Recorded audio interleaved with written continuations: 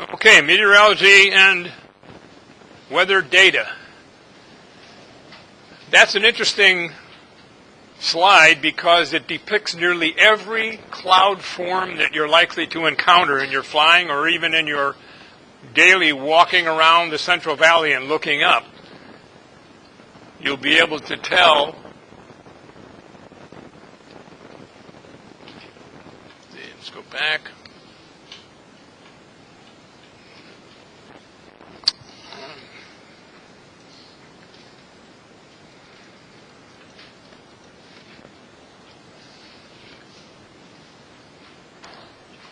So you'll see here, this is a cumulonimbus.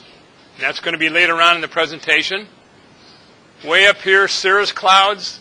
Over here, stratus clouds. Lenticulars. Basic cumulus. Ragged stratus over here. Alto stratus, which means middle of clouds. So we're going to be covering this in some detail.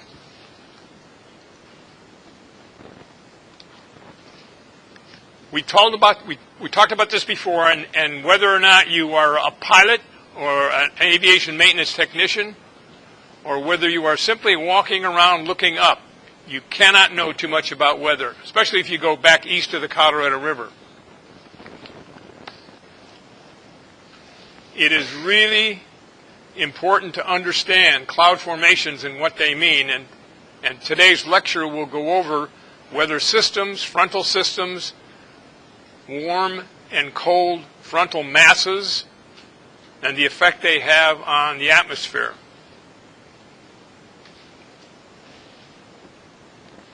This is just a basic note about clouds. You can make a note for yourself as a reference that it's important to know about clouds. You don't necessarily have to copy down the entire slide. So, composition of the atmosphere. These layers are important for a number of reasons, not the least of which is because weather is confined pretty much to the troposphere and then what they call the tropopause, which is a layer between the troposphere and the stratosphere. Now, thunderstorms do get up as high as 60 to 75,000 feet, so they do poke up into the stratosphere. But most of the weather you'll encounter if you're going to be flying or even just being around is going to occur in the troposphere.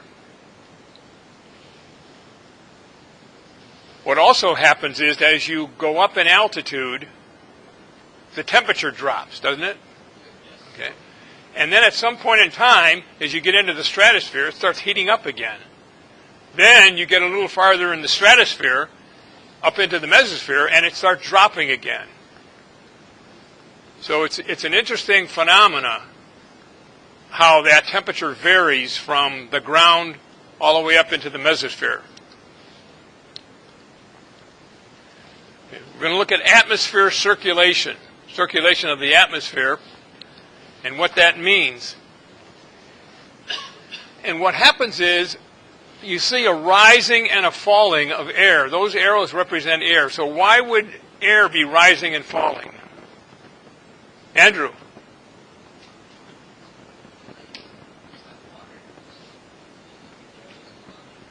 It's like water, and also water has what? What are the layers in water called? Does anybody know? The word thermocline? It's a new word, but if you've heard it before, it means the same thing as air.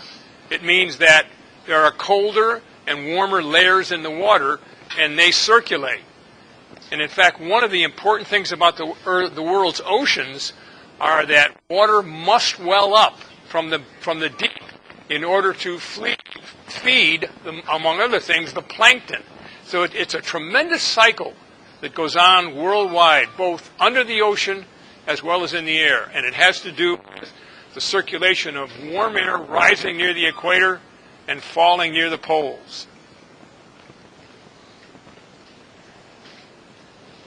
It's one of those things that has a basic component of why we have weather systems here. Really a major issue, and for you to learn and understand those risings and fallings is going to be important later on in whatever meteorology studies you get into.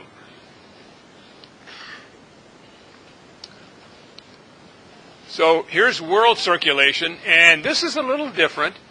The one that I showed you just before has to do with an overall broad brush of circulation of the Earth. This one shows what happens at the different latitudes. And this occurs time and time again. There are cycles of circulation, of air circulation, at the different latitudes.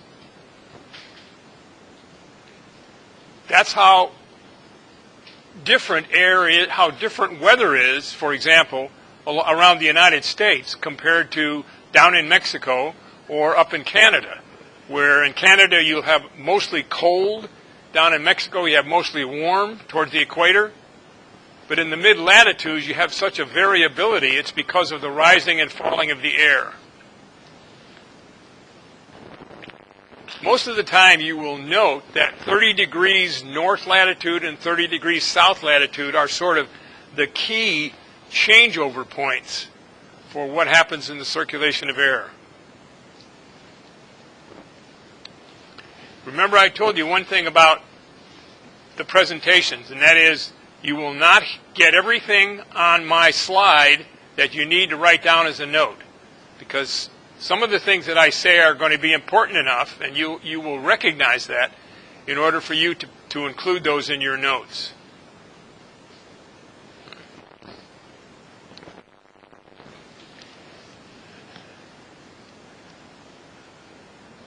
Continental air masses.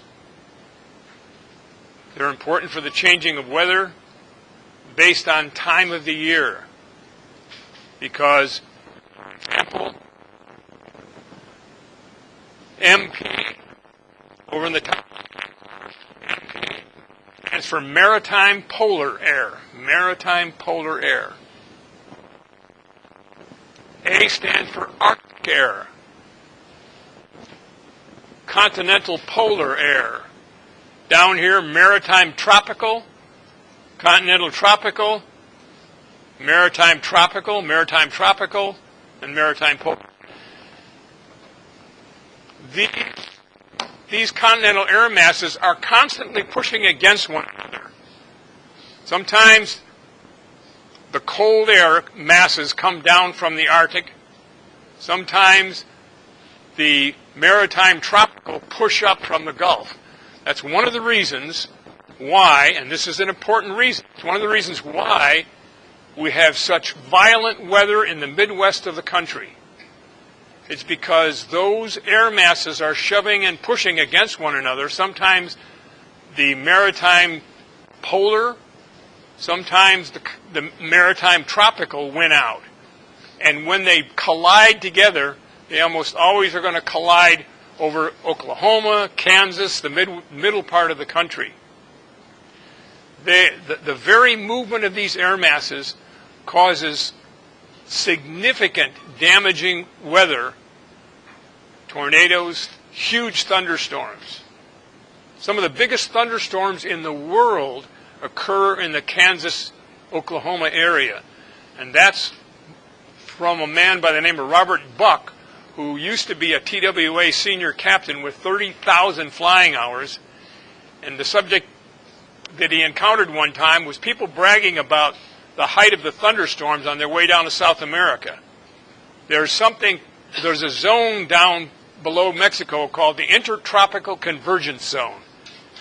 And there are always thunderstorms down there, and it's a band around the globe. It's also where hurricanes develop off the coast of Africa that hit the United States southeast coast. So he said, in his opinion, he has seen thunderstorms higher and more dangerous in the middle of the United States than any place in what we call the Intertropical Convergence Zone.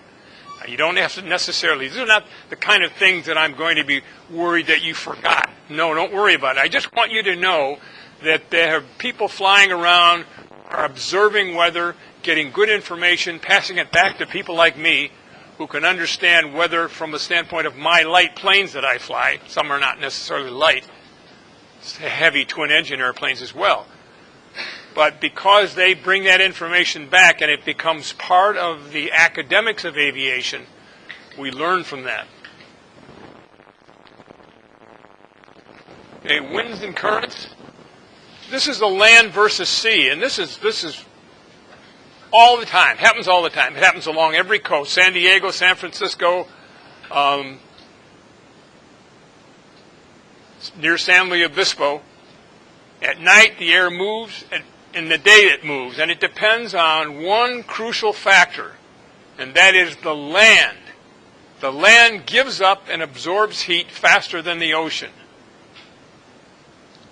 And that's important to know, is how rapidly the land absorbs or gives up at night, gives up heat at night, cools down.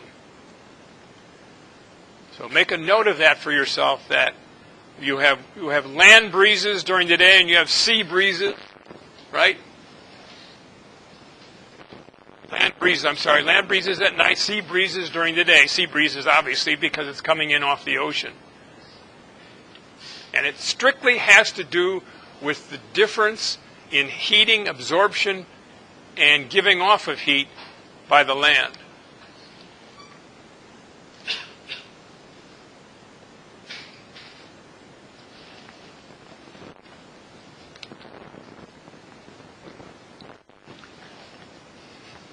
Part of low-level wind shear occurs because nothing is ever really smooth and perfect in the air. Remember we talked about this before, and I said that someday when you look up at the sky or you look off to the horizon, you'll never look at the same way again. It's because up until you start taking classes in aviation or weather, you look out and you don't see anything, and everything looks the same. But I guarantee you it's not. Having flown 8,000 hours or more, I can tell you that just climbing out from an airport, you encounter different conditions at different altitudes. Sometimes it's cooler, sometimes warmer, sometimes it's wind from one direction, then another 1,000 feet up is wind from another direction. Sometimes it's smooth at 8,000, but it's turbulent at 9,000. The air just isn't as perfectly smooth and unassuming as everybody thinks it is. So people in aviation understand that there's a major difference between the two. Again, it has to do with two factors. Jacob? What two factors cause this sort of thing to occur? Okay, but what causes wind?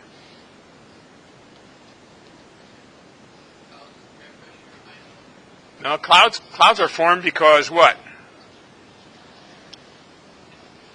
Because the air can't absorb any more heat, any more water vapor, right? Okay.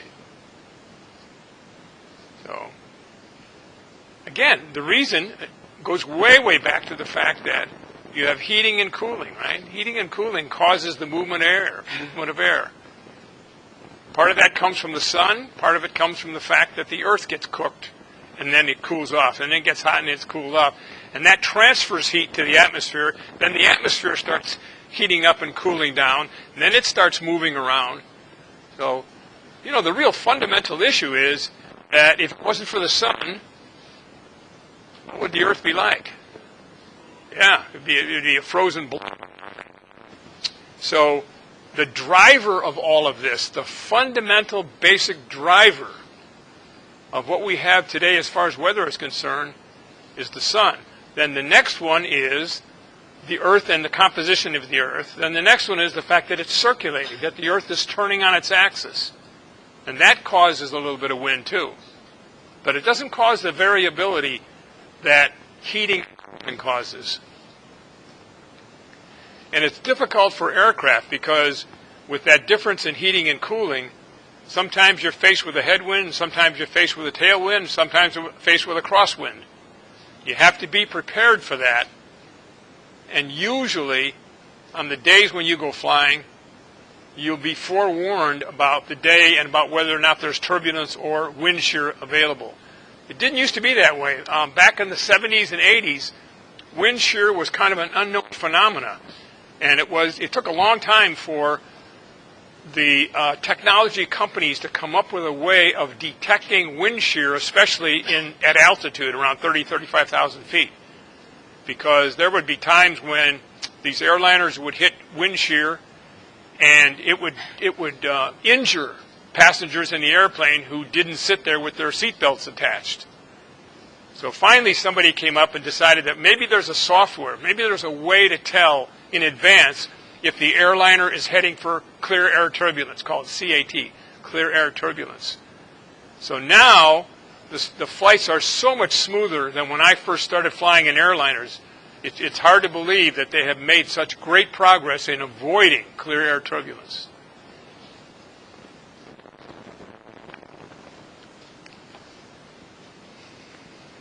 Low-level wind shear is, again, one of those things that comes from the Earth, but more importantly, especially around when you go east of the Colorado River.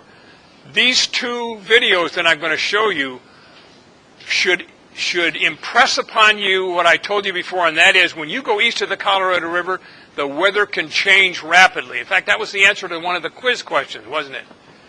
What causes people to be concerned about going back on long flights?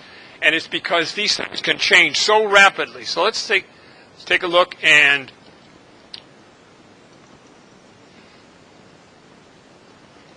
what happened there?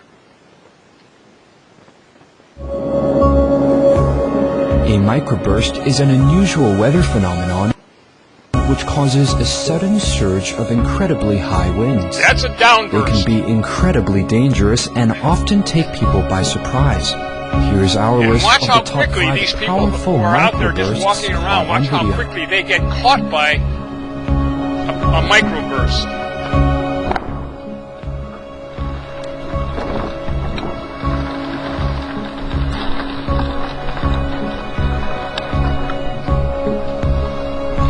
Winds can easily exceed 100 miles an hour for a short duration. Normally microbursts don't last more than a couple of minutes because, as you'll see in one of the follow-on videos to this,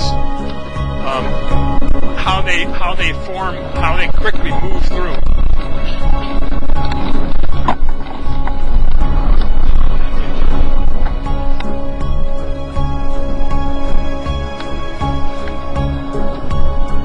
Never been caught in something that strong.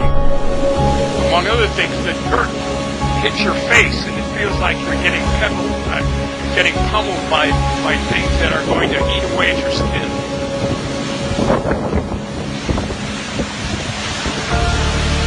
Back in the late 60s, at the beginning of the airliner phase, a Delta Airlines, as I recall, a Delta Airlines was going into Dallas Airport and it hit a microburst and drove it into the ground. At the time, they had no idea what a microburst was, so they blamed it on the pilots.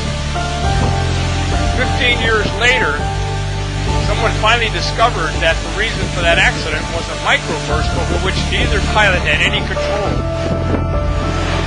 And yet, because nobody knew what caused that airplane to crash, the pilots got blamed.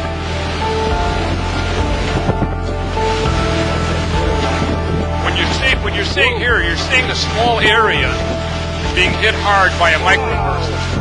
When you look at it, it really is a small area. It's probably no more than 3 to 5 miles wide, maybe less than that. But in that small space, it is tremendously damaging.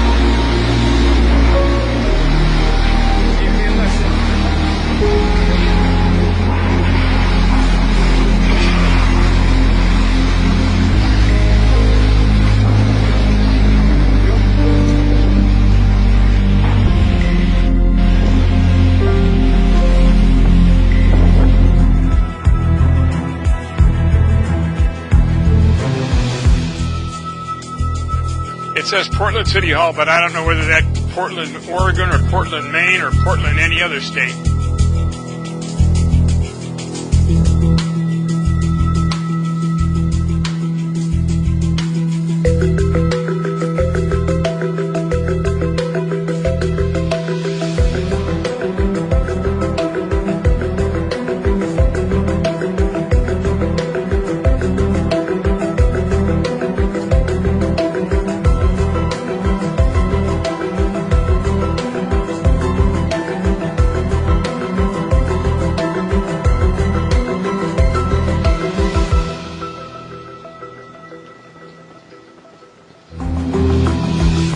If you liked the video, be sure to subscribe and check out our previous upload on the top 5 worst drivers on Earth.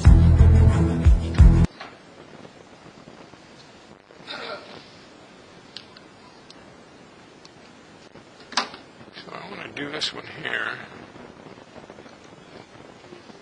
This is the short one. It's only about a minute long. No, that's A 5 minutes. microburst is an Same one. unusual weather phenomenon which causes a sudden surge of incredibly high winds. They can be incredibly dangerous and often take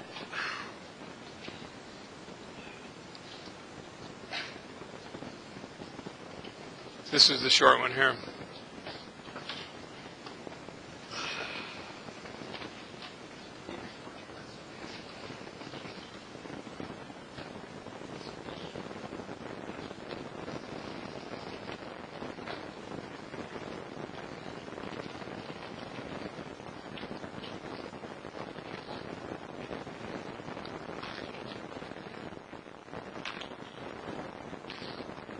This is a story about doers and getting girls involved in science, technology, engineering, and math. Just say STEM. Right. Fact is, girls do remarkable things with STEM. near, And with support Las from Vegas. parents, teachers, businesses, this generation And may it's very change the short, world. but See it more at shows you from a distance what a doers.com/STEM. microburst look like, where you can see the clear air on either side. That's what happens in a microburst. It literally blasts everything in its path. The weight of the water in the updrafts, it keeps the water up so long, and finally it sinks.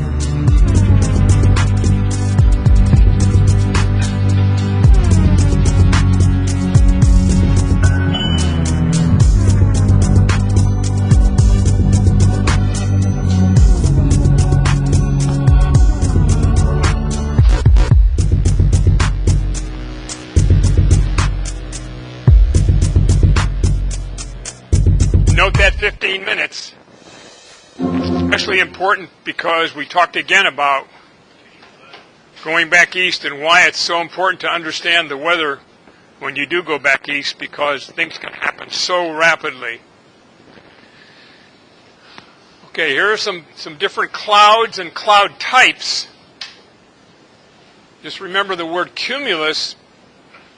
The nice white puffy clouds that you see here on a nice summer day or a nice cool summer day are caused by heating coming off the ground. It's what a glider pilot would look for in order to find lift. So below every nice white puffy cumulus cloud is a thermal source. Remember we talked about before where the air is not heated by the sun to produce a thermal. The ground is heated by the sun to produce a thermal. And it's the air that lays on top of that part of the ground that becomes heated by being in contact with the air. Remember, air is an insulator, so the sun's rays just pass right through the air. Striking the ground absorbs the heat. The heat's given off by the ground. When it can't absorb anymore, it warms the air in contact with it, and that air begins to rise. Nimbus means rain-bearing. So a cumulonimbus cloud is a rain-bearing cloud, and it's usually dark. And the darker the cloud, the more rain it contains. That's an absolute fact. A nice puffy white cloud has virtually no heavy rain in it, it has moisture, but the moistures are in tiny droplets, less than 2 microns in size. Stratus means just straight horizontal layers of clouds. They're really kind of do-nothing clouds. They don't affect anything. They just cause ceilings over airports. Then we'll get into that very shortly here. We'll talk about ceilings and visibility. But stratus, if somebody's going to be predicting stratus clouds, it means nothing's going to be happening that day. There won't be any thunderstorms. There won't be any vertical development. Gliders won't be able to fly. It'll just be kind of yuck. Sometime out at the flying field, someone asked me about what were those high clouds way, way up there, and they were called cirrus clouds. And lenticulars, does anybody remember where the biggest and strongest lenticulars are formed? No? In what kind of weather system? A what? Speak up a little louder. Tropical. No? What's the most dangerous weather system that you can have? Remember we talked about mountain wave? And lenticulars were formed in rows 200, 300, 400 miles down the lee side of a mountain range. So a mountain wave is formed in the high Sierras will extend all the way into Colorado. And anything formed in the Colorado Mountain Rockies will extend all the way into the Midwest, into Kansas and Missouri. So the lenticulars are an indication of a strong mountain wave that is being produced. Sometimes you'll get lenticulars right over the top of Reedley or Orange Cove or wherever because we get a wind from the east, but that's pretty rare. Most of the time the lenticulars will be formed by the Sierra on the Nevada side of the range. However, once in a while when the upper level winds are strong enough, you'll get wind off the coast ranges out near Hearst Castle in that area, Big Sur. In which case, we'll actually see lenticulars as far as the Central Valley. You can actually look up and see lenticulars in the Central Valley that have been formed by the coast mountains. Ragged or broken, we talked about that as well. Remember we said you want to have a nice smooth flight. Do you fly below a cloud that has a smooth bottom or a ragged bottom? What was it? Ragged, yes. Why? Because why? Who wants to answer it? How about you, Matthew? Which one still has lift? No, the ragged? No. Anybody else?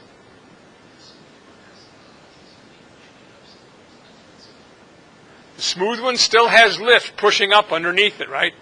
As soon as that lift stops, it just starts getting ragged because it has moisture in it. It was being pushed up by the lift. That's what kept it nice and smooth. But the minute the lift stops, it starts getting ragged because that part of the cloud is a little heavier, so it starts kind of just falling down into nothing. And the alto, middle-level clouds, it's interesting because you can call almost any cloud middle level. I mean, they define it as being 5,000 to 20,000 feet, but don't even worry about writing that down because it'll vary all over the map. It'll vary from 3,000 to 30,000. So it's just a name and kind of a convention that if you're going to put the word alto to something like altostratus, altocumulus, that what you're really telling someone is it's sort of in the middle. It's not near the ground. It's not way up in the stratosphere. It's kind of in the middle. So alto is an indication, but you can see that it says 5 to 20. Don't even worry about remembering that, and don't worry about putting it down. It's a general convention that gives somebody an indication. So here are some cumulus clouds with some nimbus, right? And nimbus, again, means rain-bearing. And remember we said that rain causes clouds to be darker. If they're gray, they have a little bit of rain. If they're dark, they have a lot of rain. These particular clouds, we actually used these in a presentation some time ago where we said that this is kind of considered a smooth bottom with this ragged bottom over here, or even this one is still a ragged bottom, which means that, again, whatever produced that lift is no longer producing it.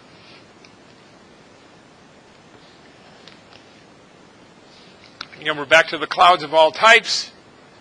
And let's see, we've got about, okay, this would be a good time. Yeah, this would be a good time to take a break. Patrick?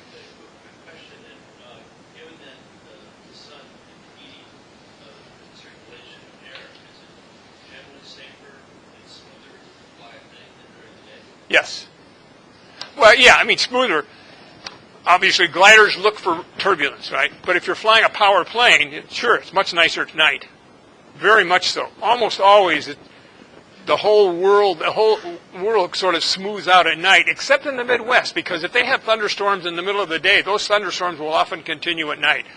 But out here in California, if you want a really nice anywhere, in fact, when I first got my pilot's license, the first 125 hours that I accumulated in flying, 100 of those were at night. Because I worked during the day. When I got home, I got out to the airport, got in my airplane, took a girlfriend, went up to a resort in Wisconsin. Come on, you guys. Went up to a resort in Wisconsin, had dinner, and flew home again at night. Then I took her home, you know. Okay, anyway, flying at night is a lot of fun. Well, no, I didn't mean it quite that way. Okay, let's everybody take a 10-minute break. Be back here by 12 and a half after. Don't wander out of the building.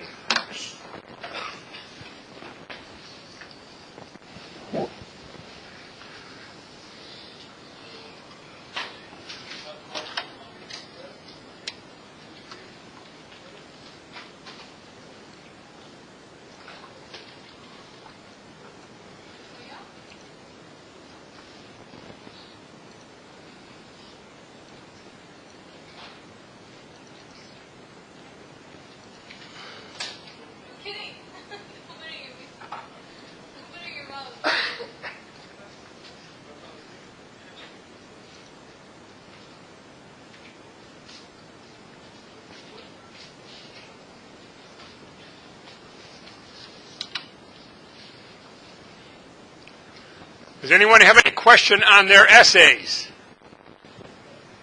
Daniel? No? Eric? Good, I'm glad to hear it. You have it all taken care of, right? Excellent. Martine, you too? Good. Sal? Sal? Sal, look at me. You need more sleep at night. You guys can't come here and be half asleep. You need more sleep at home. I realize that might be tough to do if you're going out on a date every night, but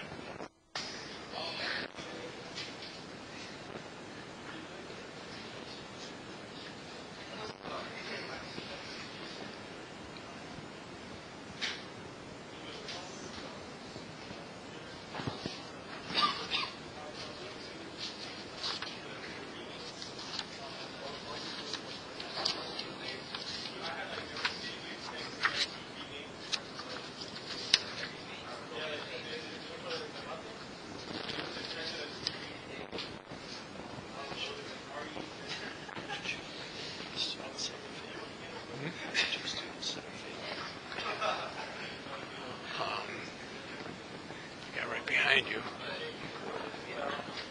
He sits in the front seat over the car.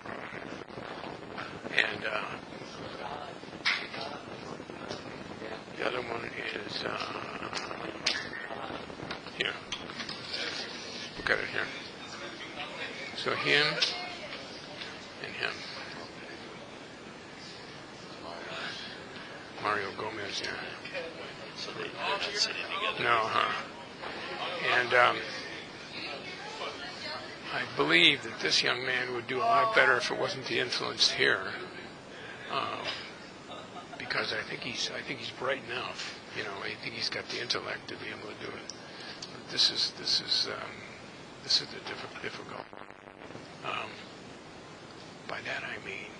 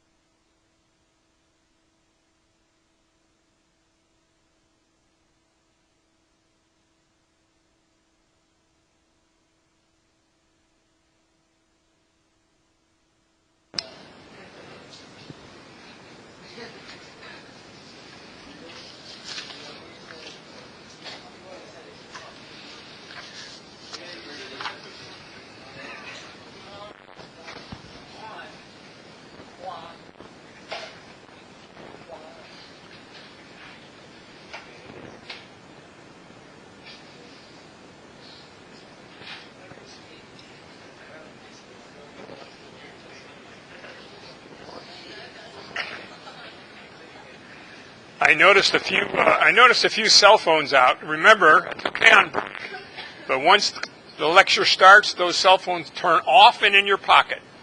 I don't want to see them anywhere. No earbuds.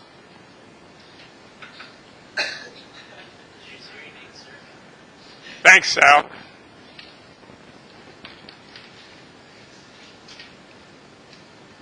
Because you all already know how to listen to your cell phones, right? So you don't have to learn that anymore. So what you need to do is learn the material that we're talking about here. Right, Chris? No, not one in one. That's better.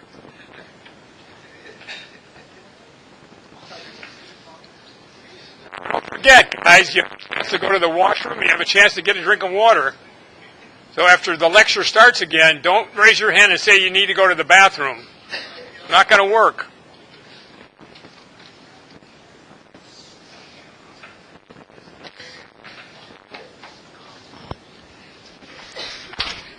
So everybody's back. Good. Okay, well, let's go forward then.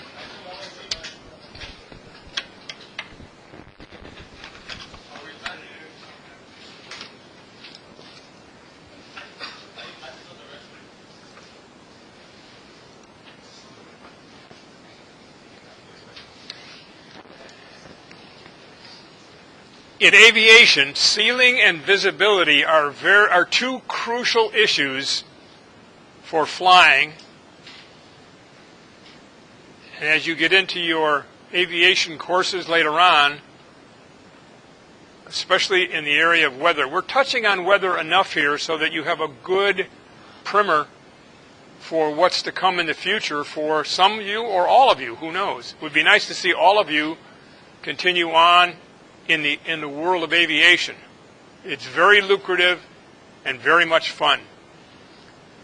So the ceiling is based on being able to understand with abbreviations what the clouds look like.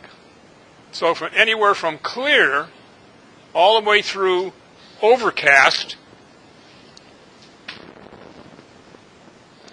This one right here, overcast. It's almost always going to be the case where you're either going to go from sky clear to overcast. You're probably almost never going to see cumulonimbus present or towering cumulus. I think once in the last 10 years, the Fresno Air Terminal reported cumulus to the east, which meant that there were some pretty towering cumulus over the High Sierra. So if I were you, I would concentrate on just knowing sky clear, few scattered, broken, and overcast. Those 5 are the most important, and you can see how they range from 2 to 3 to 5 to 8/8. 8/8 is a fraction, right? 100%. So overcast means that the entire sky is filled with clouds and you can't see any blue.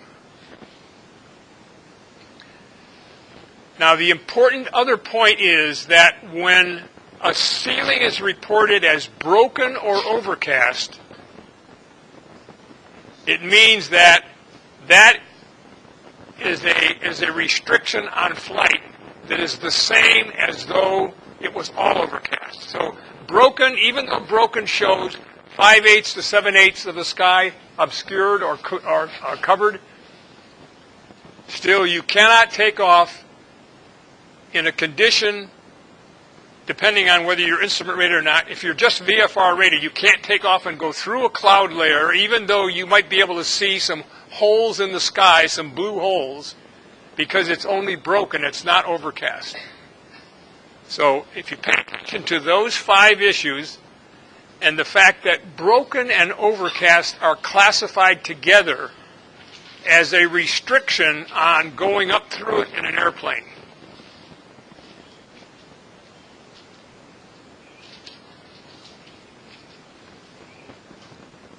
Everybody ready? Okay, all right, take your time. Out here in California, Central Valley, with the exception of a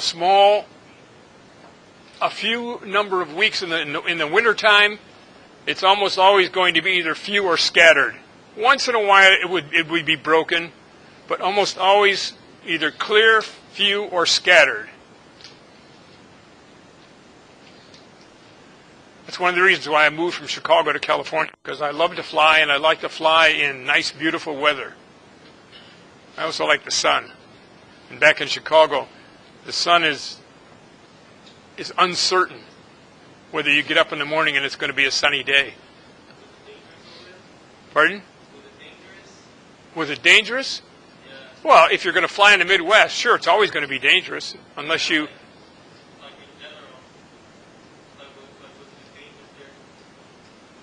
Like what now?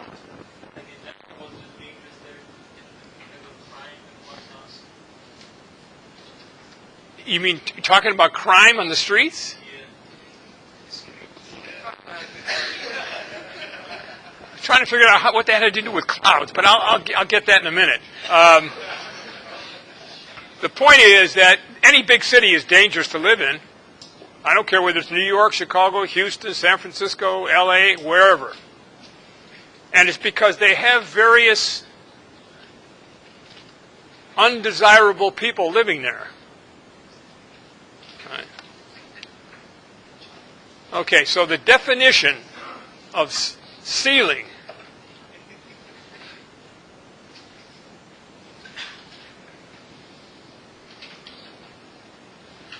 is the height above the Earth's surface.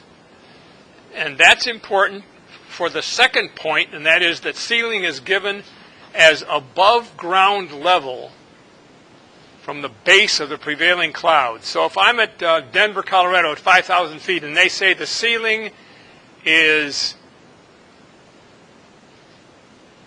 4,500, that doesn't mean that the clouds are below the level of Denver.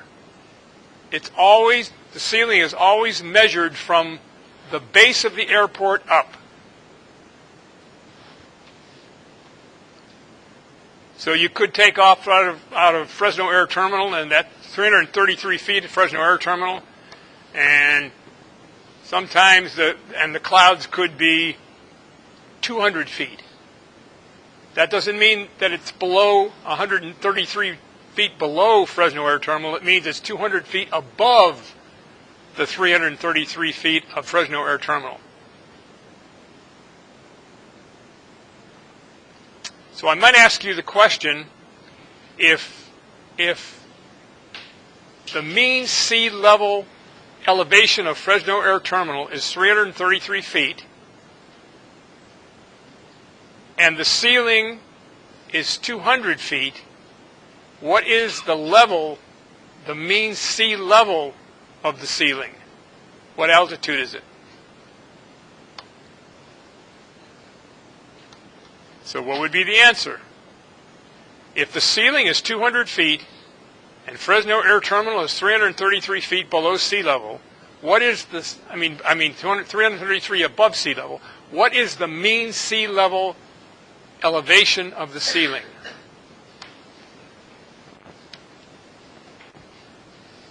Jesus, what is it? Jordy? Francisco? Okay, so if the mean sea level elevation of Fresno Air Terminal is 333 feet, and you have the ceiling above ground level, if the ceiling is shown as 200 feet, which it often is in the wintertime at Fresno Air Terminal, that means that the mean sea level ceiling is at 533 feet, right? You just add from the MSL of the airport. Fresno Chandler, for example, is what, 280 feet? Yeah, 533 feet. So just keep in mind that, and even some experienced pilots, maybe not the guys that have thousands of hours, but if you're a pilot and you have 100 hours or less, you probably are going to continue to make mistakes about whether or not you can take off because it says that the ceiling is 300 feet. Well, the ceiling is 300 feet plus the level of the airport you're at. That's how much room you have. And I've seen a lot of students, or not a lot of low-time pilots make the mistake that, well, I can't take off today because the clouds are too low. And so I'll say, well, what do you mean too low? How low are they? Well, they were 1,100 feet. But 1,100 feet plus the 333 feet at the air terminal means that the cloud base was 1,400 and some feet up, right? 1,400 MSL. So anyway, the point is just keep in mind that the ceiling is always the above ground level base of the clouds. That's important. Okay, so now we've passed the ceiling. We've got all the information we need for the ceiling, what constitutes a ceiling from sky clear to few to scattered to broken to overcast. Now we're moving into the area of visibility. And this is really, really important, more so, and I can tell you one of the things, I was on my way back with a student from San Francisco, and we were at pretty high altitude, en route. We were going to land at Paso Robles.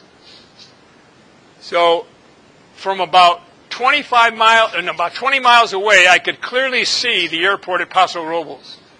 When I landed, one of the FAA people came up to me and said, "Hey, are you aware that you landed in visibility that's less than minimums?" I said, well, did you forget that ground visibility and in-flight visibility are two different things? What's important is, if you're going to land an airplane in those kind of conditions, you are the determining person as to whether or not the in-flight visibility is good enough for you. If it's the kind of visibility that gives you at least 3 miles and you're not on an instrument flight plan, you're the one that decides whether or not you have enough visibility to land. This prominent unlighted objects, both at night and in daytime, that's a very important part of that definition. Because if you look off to the horizon, if you can see a mountain, even if a mountain's a little bit in the haze, sometimes those mountains you can easily see from Rita. You can look all the way to the mountains to the west of Avenal, which would be 72 miles away, and you can see them. Therefore, by the definition of visibility, it's 72 miles. But the important point, though, is the difference between ground visibility as reported by the control tower at FAT, for example, and the definition of in-flight. That comes up a lot around the world because the captain of any aircraft is the one that determines whether he has sufficient in-flight visibility to either make an approach either in instrument conditions or make an approach in visual flight conditions.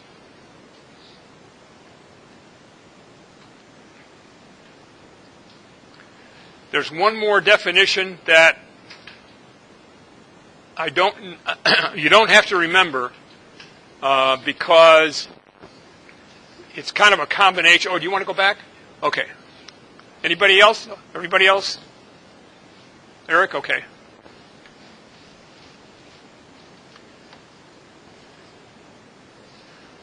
Some of the key words are prominent unlighted objects, which could be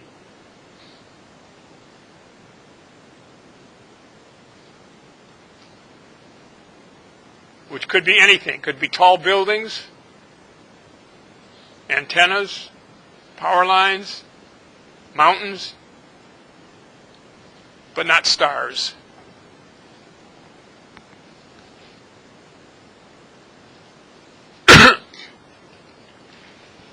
The FAA is pretty good about allowing people on the ground to look out and determine what the visibility is. In fact, when we get into airspace restrictions, you know that crop dusters can fly and do their crop dusting when the visibility is only 1 mile. Now, crop dusters typically fly on their way out to the field. They typically fly about 120 miles an hour. That's 2 miles a minute, right? So, in 2 miles a minute, if they only have 1 mile visibility, that means that they're looking ahead, and in 30 seconds they should be able to see something.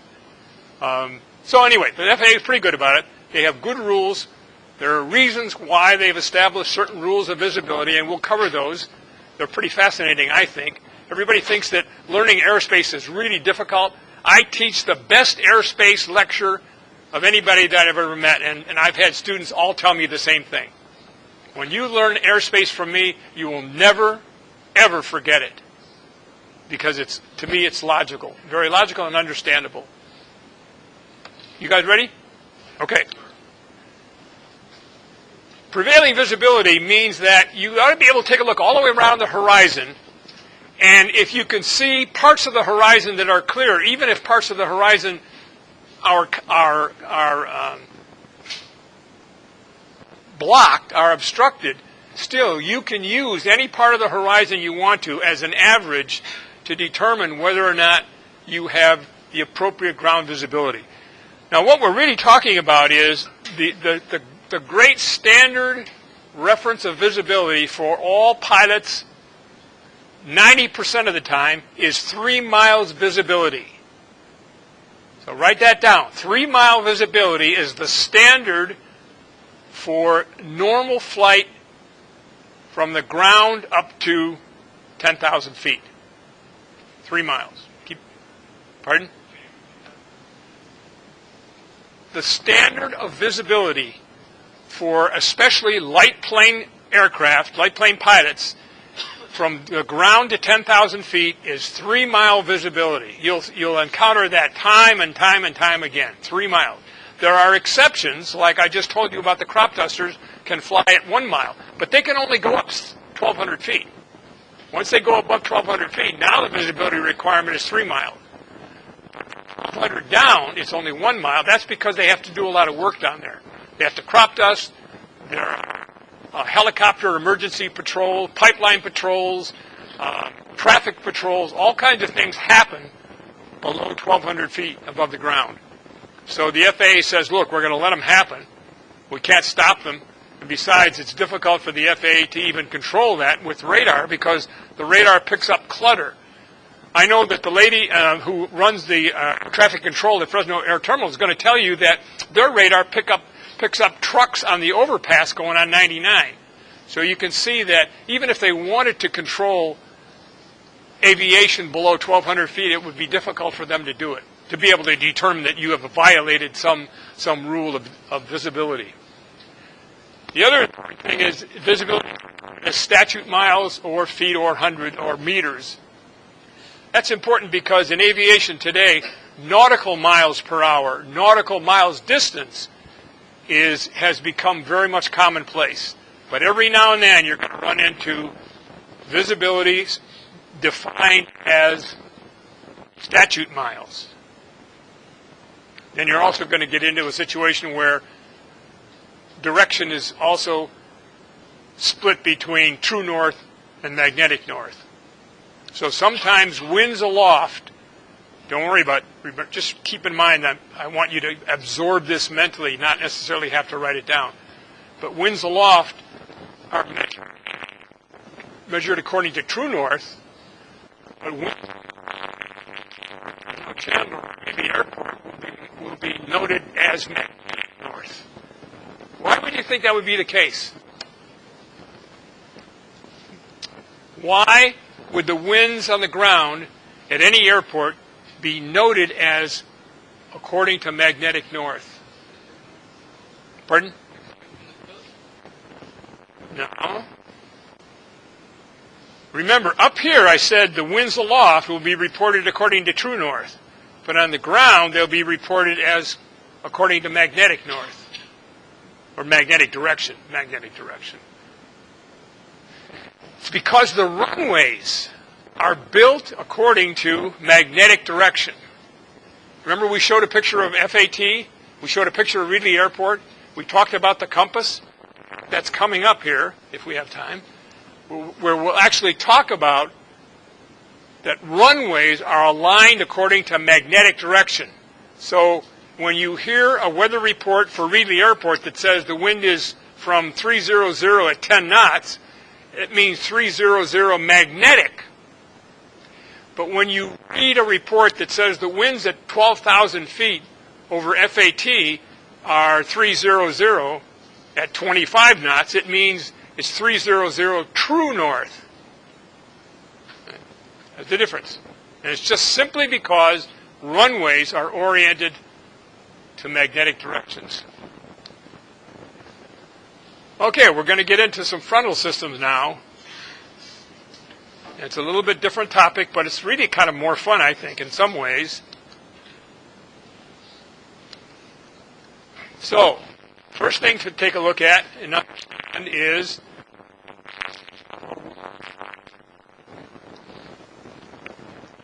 and if you think about it, the air in a front is lighter than the air in a cold front, correct? So when a frontal system moves through, like a warm front system, it can't do anything like pushing out the cold air. It can't wedge underneath the cold air. It has to sort of squeeze it, so it lays down on top of it on an angle like that. And that's how a warm air frontal system displaces a cold air frontal system. It just kind of lays on top of it. In the process, it creates stratus clouds. That's the definition, essentially the definition of a warm front pushing through a cold front. Is it just, you have these level layers of kind of yuck clouds that don't do anything. You might have a little rain in them, but the rain would be drizzly. It wouldn't be anything like a thunderstorm. It'd be drizzly, or it'd be real light rain, but it wouldn't be anything heavy. There'd be almost no wind associated with it. It would just be the fact that the warm air laid on top of the cold air and moved through. So from the standpoint of flight, in many ways, that's less desirable to fly in than the next chart we're going to look at, which is the definition of a cold front passage. So what would you think would be the difference between a cold front passage and a warm front passage? What was that? Tell me, Andrew, out loud. Well, one clue, if you're looking at this chart in enough detail and you're interested enough in it, one clue is what would happen if you reversed the direction? All you did was take this arrow and turn it that way. Take cold air and turn it that way. Cold air will wedge underneath. And by wedging underneath, and you'll see the next slide, I want you to be aware that just because this says a warm frontal system doesn't mean you can only learn about warm frontal system passage by looking at it. All you have to do in your mind is to reverse the flow of that air, almost the perfect description of a cold air frontal system. So let's take a look at that cold air frontal system. Now that looks to me like an occluded front. Let's see.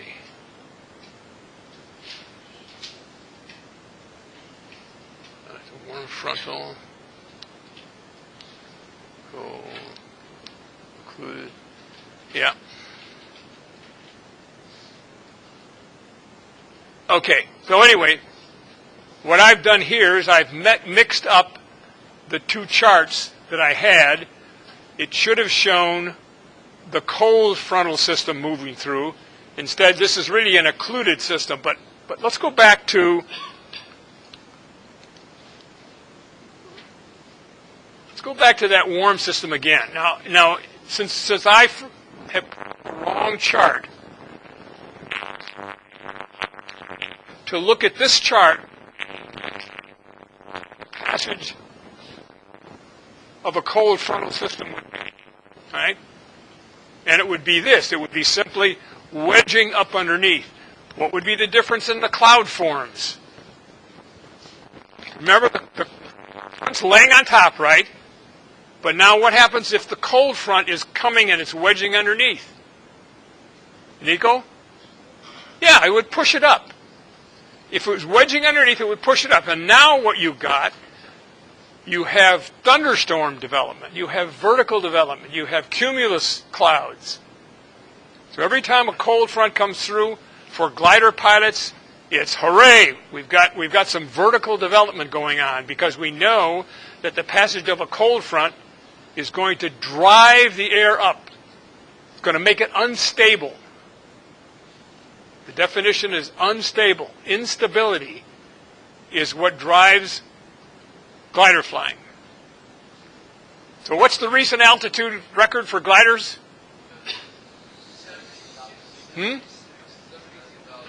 76,100. Yep. That's pretty high.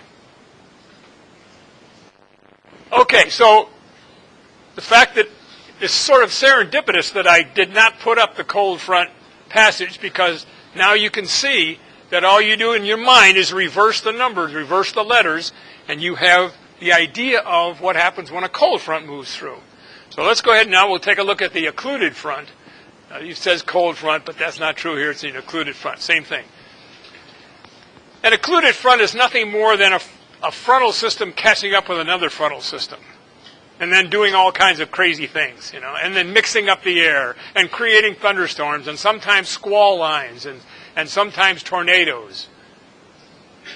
And it can raise havoc in the Midwest. And normally, you will never see an occluded front in California or Oregon or Washington, and probably never in Nevada, Utah, or Arizona.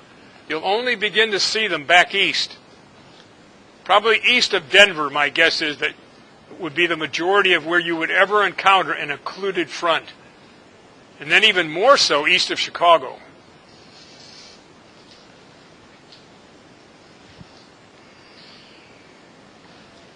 And it's very, very difficult for the Weather Service to make really accurate predictions when an occluded front is present. Because it's almost like all bets are off. You don't have any idea necessarily, although they've done an amazing job so far over the years since I've been in aviation, about how well they've been able to predict the weather. It's just remarkable. But even so, even today, with the high-speed computers they have, it's tough to predict things that are going to happen in the Midwest. Now, was anybody paying any attention to the Hurricane Florence? Originally, they predicted that when it hit South Carolina, it would turn and go south, didn't they? Did anybody remember that? What did it do? Turned and went north, right. Now, was that a shock to the weathermen?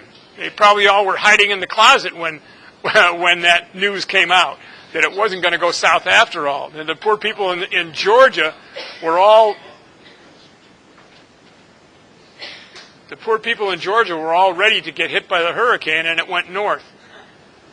So that's just one of those things where anytime you're east of the Colorado River, all bets are off in aviation. You just have to be aware constantly of your flight path, and the current, and then forecasted conditions. Okay, thunderstorms. A good cross-section of a thunderstorm. I've never been in a strong thunderstorm. I have gone through weak thunderstorms and gotten the blazes knocked out of me in an aircraft. I died.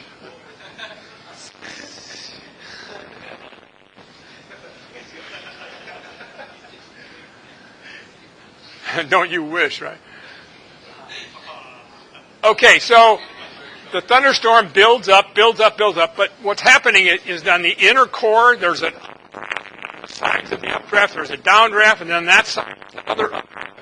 And it's like different sized pipes. Small pipe in the center, then a pipe around that pipe, and another pipe around that pipe. And when you go through them, you actually get thrown up immediately, and then you get driven down, and you get thrown up immediately and driven down. And that's what happens going through it. What's also interesting is that you can never trust a thunderstorm. You can't even get within 20 miles because those downbursts can not only hit hard, but hail has been known to be thrown out of a thunderstorm 25 miles away. Also, lightning has been found to occur from a thunderstorm 20 miles away. I noticed that now the grammar schools, whenever there's a potential chance of maybe a thunderstorm, the grammar schools take their kids and bring them indoors. They do not let them continue to play. Because now we know that a lightning strike can happen that far away from a maturing thunderstorm. So inside the thunderstorm you have heavy hail, you have heavy rain, you have lightning, all those things. And the only thing you can do in an airplane is just hang on. There's nothing you can do. You'd be fortunate to get through it. And what's amazing to me is there was an astronaut, and I forgot his name. He was flying on the East Coast, and he was flying, I think, Georgia. And for some reason or another, either because he was given wrong directions or because he was looking at his radar scope on his small airplane, I shouldn't say small, as big as one of these Cessnas out here, he encountered it and died.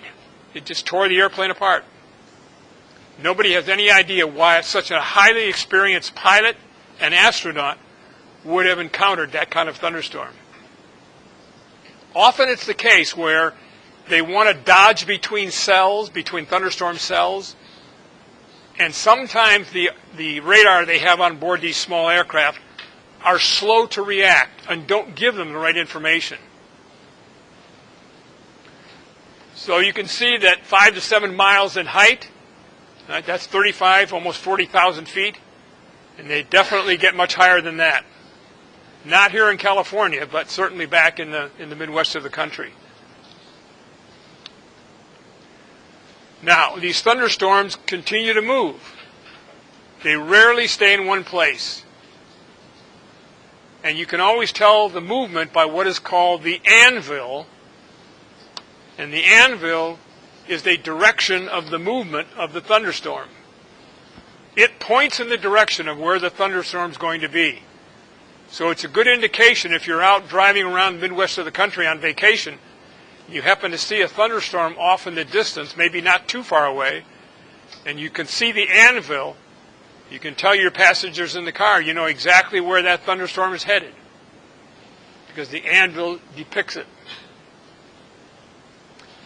They are nothing to fool around with. They might be fun on the ground to hear all the lightning and thunder and the heavy rain, but they're no good at playing around with them in the air. So, remember the anvil, and remember how far away you can get hit by lightning or how far away you can get hit by hail from a thunderstorm. Because that possibly could be on the quiz, right?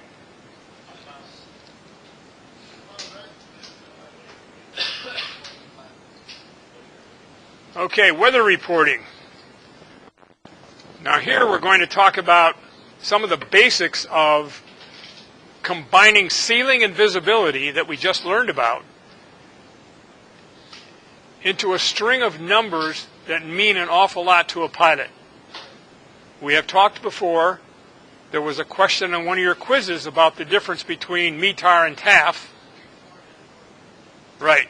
METAR is a report, TAF is a forecast, and it just has to do with the last letter of the mnemonic, right? A half letter, the last letter.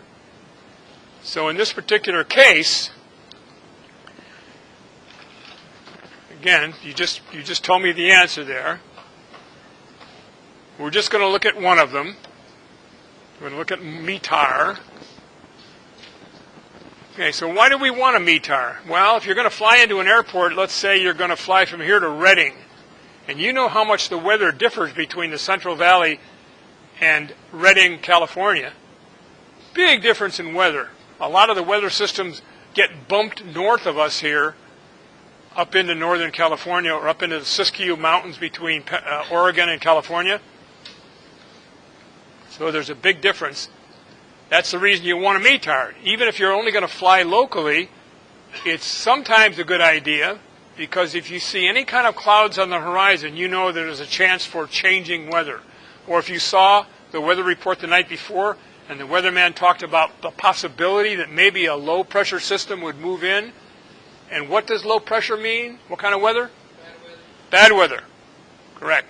Good. Good. You absorbed that. That's wonderful. Yeah. High pressure systems, good weather. Low pressure systems, bad weather. And again, winds, clouds, and visibility are definitely important for a pilot.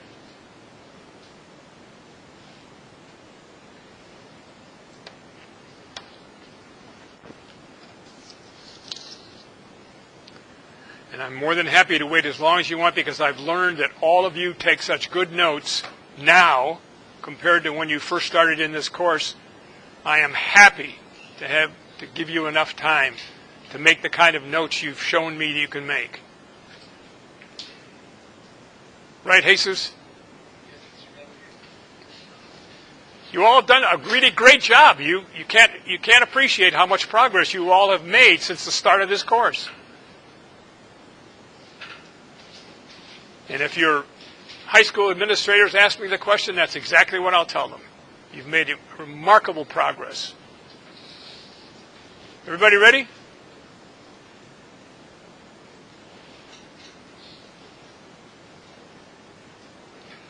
Damien, how about you? You ready? Yeah. Chris? Eric? Umberto? Diego?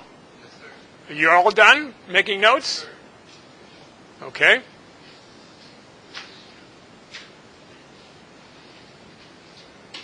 All right, I'm going to change.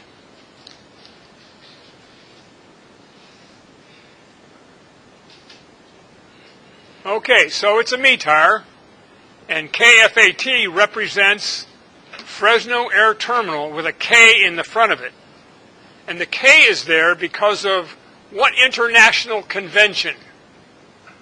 What's the international organization that decides some of these things? That was on a quiz. Come on, guys. Daniel? ICAO, is that what you said? ICAO? Yeah, International Civil Aviation Organization decided that the United States would use the letter K in the beginning of their three-letter identifier. So all airports in the United States, with the exception of Alaska and Hawaii, have a K preceding their identifier. For example, Fresno Chandler is FCH. Fresno Chandler, FCH, and it's KFCH. Jacob. Why don't they have that on the boarding passes, like KFAT? Because it's much easier and much better.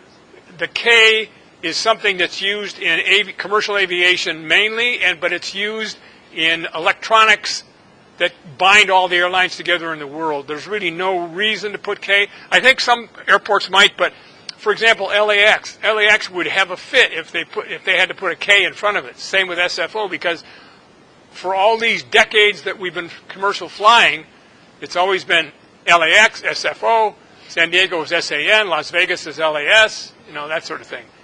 And it may very well turn out that some point in time down the road, the ICAO will have enough oomph to force the American Airlines or force the United States to do that. I think the other airports of the world use their whatever identifier they have, yeah. Okay, everybody's taking a look at that, right? Greenwich Mean Time. Does everybody understand the idea behind Greenwich Mean Time? Many, many years ago, England was a very dominating nation of the world. They had the largest fleet of ships. They had the most exploration, with perhaps the exception of Spain and Portugal. But they were a massively strong country. And they're the ones that put out a prize called the longitude, because way back when in the 16 and 1700s, no one knew, once they set sail from England, no one knew how to determine longitude. They could determine latitude, which is the horizontal bands around the Earth, but they couldn't determine longitude, which are the vertical markers. So there was a huge prize, probably worth $20 or $30 million today, called the prize for the first person that come up with a way of defining longitude on board the ships. And it's a great book. It's a small book. It's put out by Dava Sobel. She writes a great book. I'll give you an example of what the first chapter was. The ship is heading back towards England. And in those days, if a seaman was caught trying to keep his own idea of where they were, he would be disciplined. So they're heading towards the southwest coast of England, where there are lots of rocks, and there was one seaman on board who was so upset because he was keeping track by himself that he went to the first mate and said, "We're going to hit rocks if we stay on this course." So you know what they did to him? They hung him as an example of not doing anything with regard to keeping track of where they were, because he was not an officer of the ship. So what happened to the entire fleet? They went on the rocks. One man survived, the admiral in charge of the fleet. He wound up on a beach on some small island, and a native woman came along and saw him, and he was still alive, so he had this beautiful ring on, so she killed him and took the ring. And that's how they knew, that's how they wound up knowing what happened to him later on, is because on her deathbed she admitted and gave the ring back to England that he had on his finger. His name was Cloudisley, Admiral Cloudisley.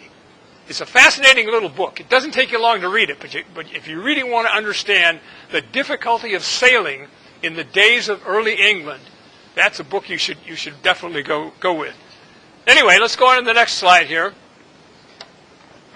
Okay, now the METAR looks like this, where you've got wind from 315 at 17 knots gusting to 29 knots.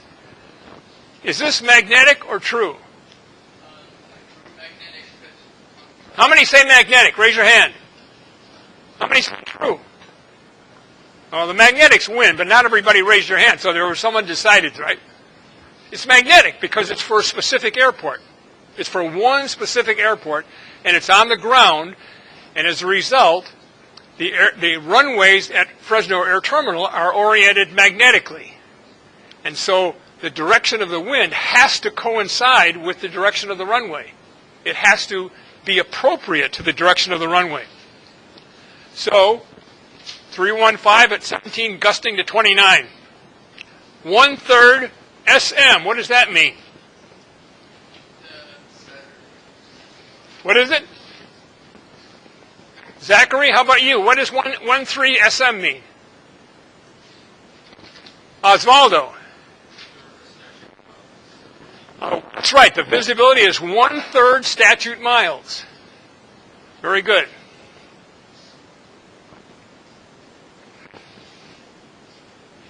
And we just went through we just went through visibility, right? And one of the notes we made was that visibility is recorded in statute miles.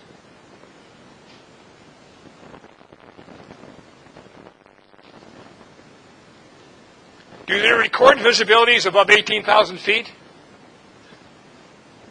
Yes or no? Raise your hand. If you say yes, raise your hand. If you say no, raise your hand. Do they report visibilities above 18,000 feet? Yes or no? That's right, they do not, because every aircraft that passes 18,000 feet is on an instrument flight plan which renders visibility and cloud clearance requirements moot. So there's no need to have visibility and cloud clearance requirements up there because they're all on an instrument flight plan. Ah, the compass. I think we covered this way early in maybe the first week or so of the course that you're in right now. And again, we're talking about Reedley's runways. They are 1533, but that's according to the compass. So out here in California, where it says 0 on the compass up there, what is it true? It's magnetic, yes, but what is the true heading of north compared to the magnetic heading of 0? How much? 15, Yeah, about 15 degrees difference. And true north is always going to be more than magnetic. So actually, the true North Pole is up this way. And the magnetic pole is over here. So if you remember that, true is always greater than magnetic on the West Coast. But that's opposite on the East Coast. There's an aerial view of Reedley Airport. It's a nice airport, one of the best airports around. And I was hoping that perhaps the flight training would take place at Reedley rather than Fresno Air Terminal. And maybe we will someday move the flight training from FAT to Reedley Airport because you can get a lot more done at Reedley than you can at FAT. And here's Fresno Air Terminal. You see 29 left and 29 right. Where are we going? Pardon? Where are we going to go to the Fresno Air Terminal? If you're going to take flight training in an aircraft, you're going to go to Fresno Air Terminal. So the METAR keeps going, right? We had 1/3 statute miles. Now we have our 29 right. That means runway visual range. Don't worry about that. That's not a big issue. I'd rather have you concentrate on visibility, clouds.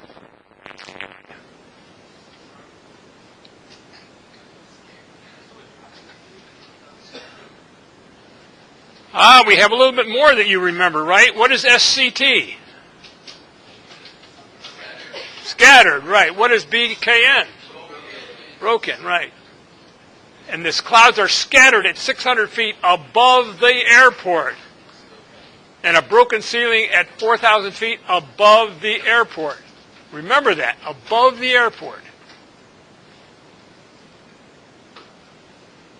So here's what would be reported by FAT so far anyway. We only have a little bit more to go, but this is what would be reported. And it would always follow that same format. It would never change. It wouldn't put visibility ahead of anything else. It would have its own place in that sequence.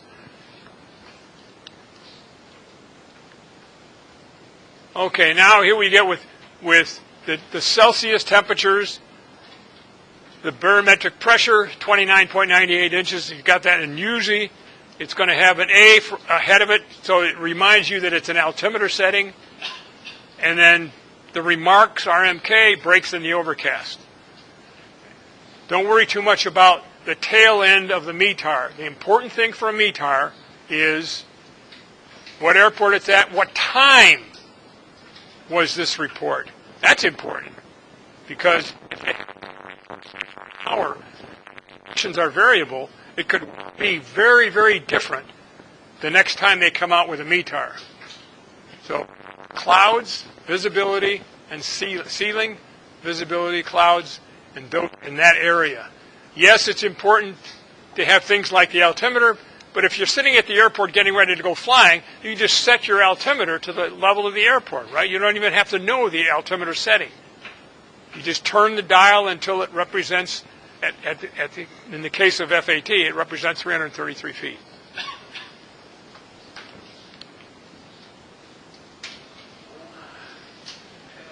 So what was that?